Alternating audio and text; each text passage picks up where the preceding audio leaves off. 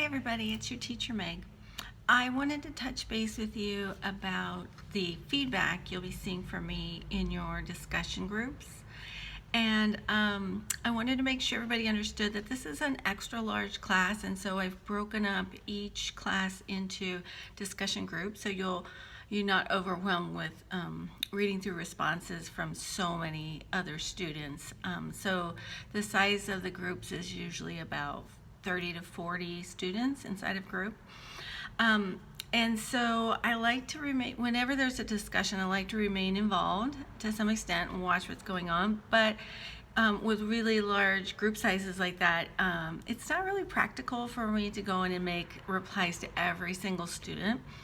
And a lot of you are perfectly capable of carrying on the conversation without too much of my input, but I wanted to let you know how I interact and what to expect from what you see in the interaction. So you may have noticed that I highlight some student answers in pink, or at least parts of their answers. So I like to try to go in early to the discussion before there's too many posts and point out what are some good examples of the kinds of answers that I'm looking for and the kind of answers that are good and fruitful and productive in a conversation. So when I highlight something in pink, it means that there's something about it that's worth paying attention to. It's either a well-structured answer, meaning it hits all the points that I asked for in the discussion prompt.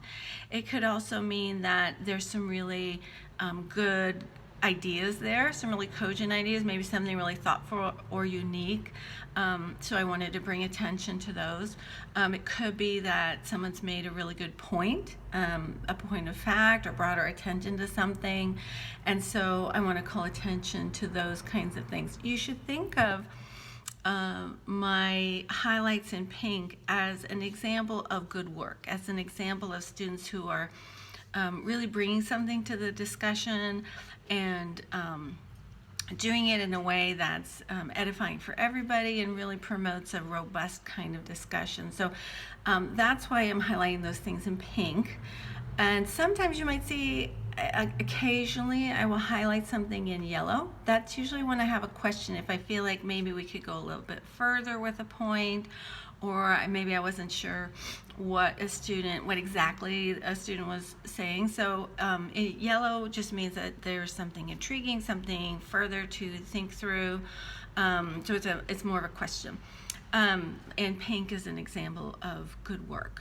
But I want to point out too that I do this at the beginning of the discussion, but not throughout the whole discussion. Once I go in and kind of do an initial interaction, then I sort of let you guys take over the rest of the conversation.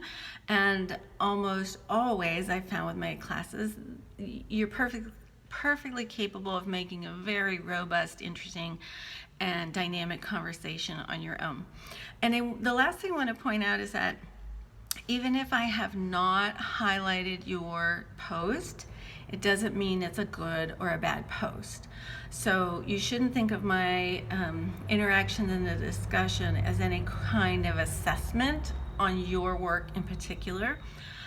It's just, you may have made an equally good point in your discussion post, but I didn't get to it, or I had already brought that point to attention or something like that. So my interactions are different from my assessment of your post, right? So the assessment you'll see in the grading area, right? So when you go to grades, you'll see what grade you got and you'll see my feedback there. So I hope that makes sense. If you have any questions at all, or suggestions or comments about our discussion groups, please feel free to send me a message using Remind or Canvas inbox or email. Okay, thanks so much.